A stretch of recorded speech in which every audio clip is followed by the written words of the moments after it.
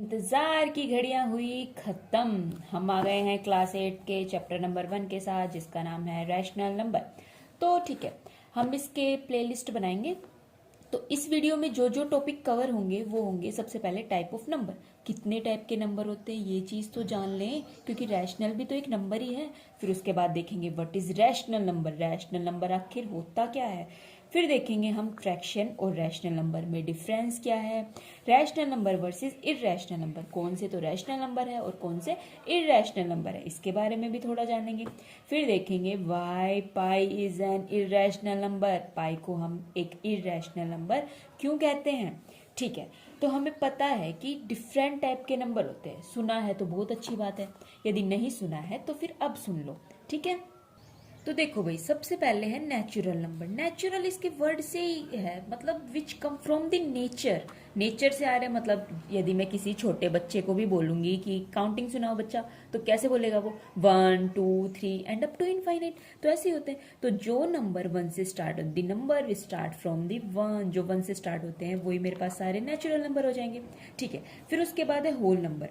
Whole का मतलब क्या होता है एक्चुअल में, होल का मतलब है कंप्लीट। ठीक है, वो नंबर जो पूरा करते हैं, पूरा करते हैं क्या, क्या जीरो इतना जरूरी है? ऑफकोर्स जीरो बहुत जरूरी है। क्यों? देर इज ए डिफरेंस, यदि मैं ऐसे जीरो आगे लगा रही हूँ तो 1 है, लेकिन जीरो यदि मैं पीछे लगा रही हूँ तो वो 10 है। तो भाई जीरो तो बहुत इंपॉर्टेंट रखता है।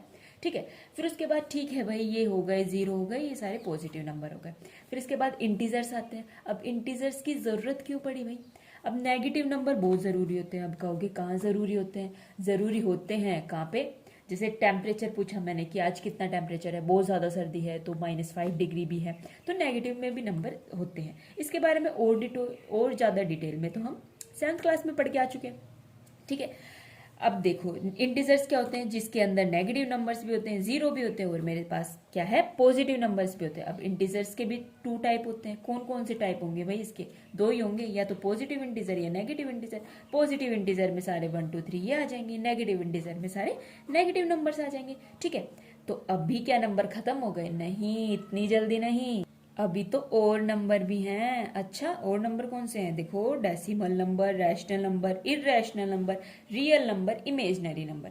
हो सकता है इन दोनों के नाम आपने पहले नहीं सुने हो, शायद इररैशनल भी नहीं सुना हो, रैशनल अभी सुन लिया हो। ठीक है, डेसिमल नंबर से तो सभी जानते ही होंगे डेसिमल नंबर को।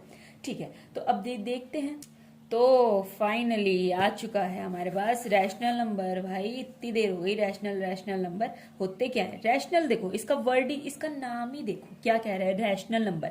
रैशनल का शुरू के कुछ वर्ड हमें क्या डिनोट करते हैं? रेशियो, रेशियो को तो सभी जानते हो, ए रेशियो बी, इस टाइप से जिसको डिनोट करते हैं।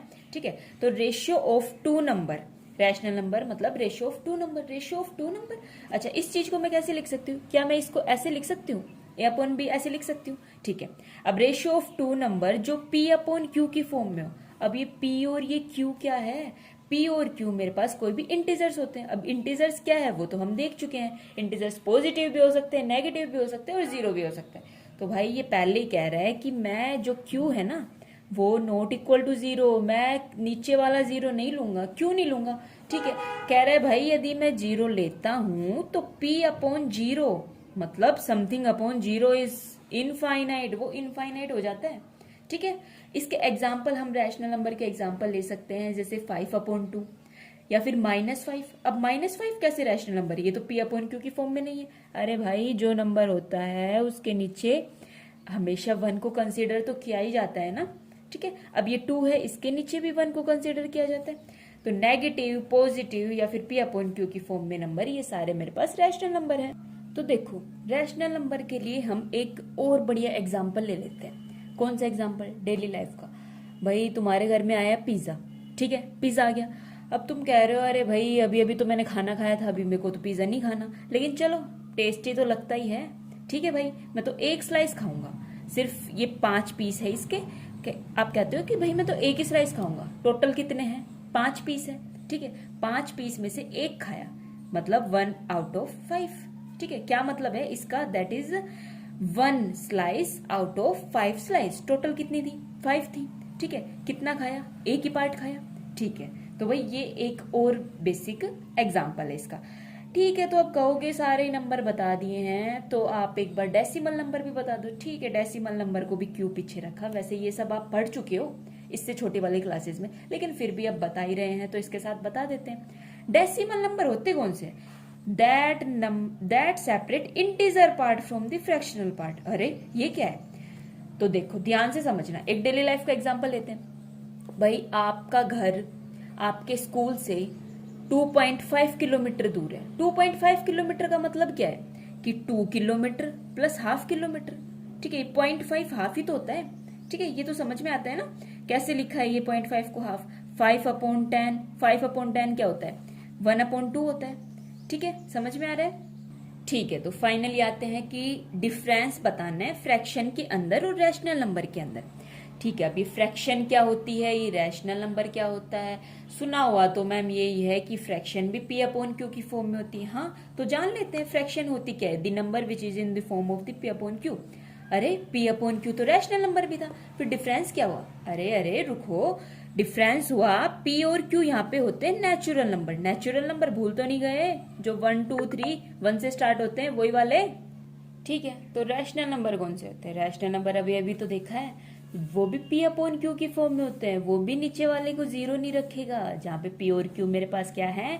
इंटीजर। इंटीजर्स क्या होते हैं? पॉजिटिव नंबर, नेगेटिव नंबर और इंक्लूडिंग जीरो।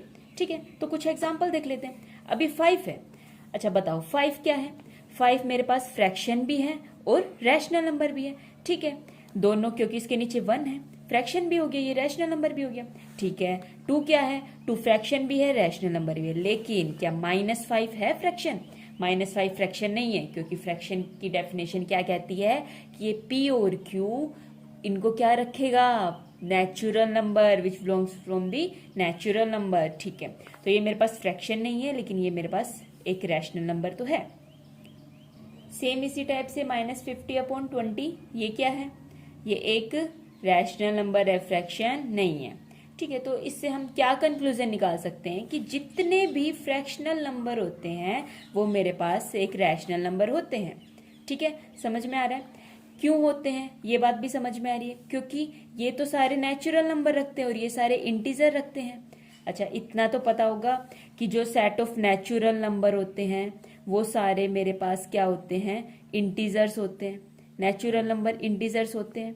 ठीक है, ठीक है, इतना हो गया। फ्रैक्शनल नंबर मेरे पास रैशनल नंबर होते हैं। अब देख लेते हैं भाई rational number versus irrational number. Rational number क्या होते हैं और इरैशनल नंबर क्या होते हैं? ठीक है भाई, देख लेंगे, लेकिन इससे पहले एक चीज तो जान लें, टर्मिनेटिंग और नॉन टर्मिनेटिंग नंबर क्या होता है। अब ये कौन सी नई नंबर है? ठीक है, जान लेते हैं भाई।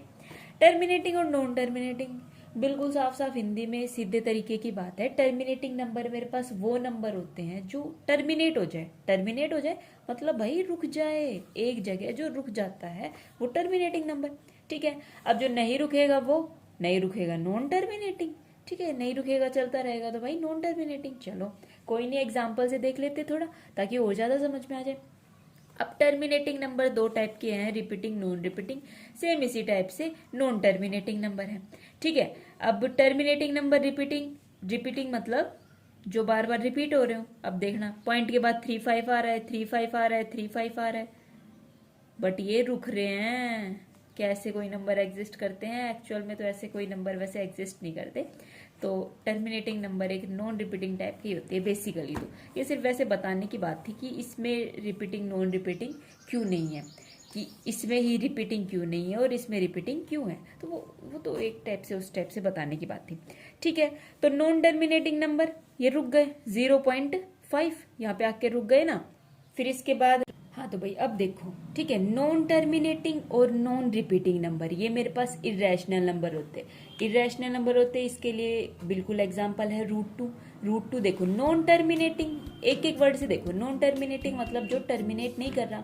ठीक है, नॉन रिपीटिंग जो रिपीट भी नहीं कर रहा। ठीक है, तो ऐसा क्या है?